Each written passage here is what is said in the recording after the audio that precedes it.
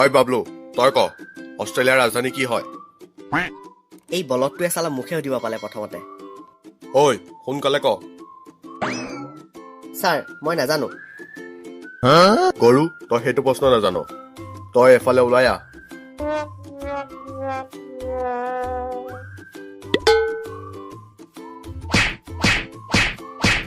যা তই এতিয়া নিজৰ জেগাত বহ। ঐ বিট্টু এতিয়া তই ক অসমৰ মুখ্যমন্ত্ৰীৰ নাম কি? ছাৰ সৰ্বানন্দ সোণোৱাল।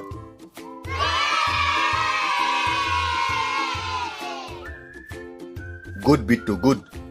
ঐ বাবলু তই আকৌ উঠ। পৃথিৱীৰ আটাইতকৈ দীঘল দলংখনৰ নাম কি? ছাৰ ব্ৰহ্মপুত্ৰ। চাল্লা গৰু, মইতো কিমান দিনে এয়া শিকাই আছিলো, ওলাই আহ এফালে।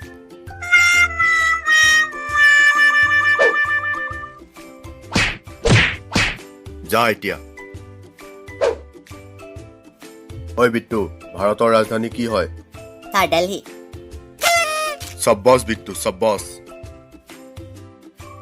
এই ৰ কথা এটা ভাবিছো, এই নটি মাষ্টাৰে বিট্টুক ইমান ইজি ইজি প্ৰশ্ন সুধিছে, কিন্তু মোক চিধাই ভাৰতৰ বাহিৰৰ প্ৰশ্ন সুধিছে। কেছটো কি? ঐ বাবলু আমেৰিকাৰ প্ৰথম ৰাষ্ট্ৰপতি কোন আছিল? Sir Donald Trump. ঐ জহনী তই আকৌ ওলাই আহ।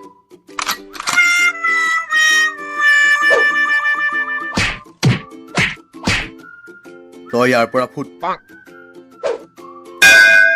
ঐ ল'ৰা ছোৱালীহঁত আজিৰ কাৰণে স্কুল ছুটি হৈছে।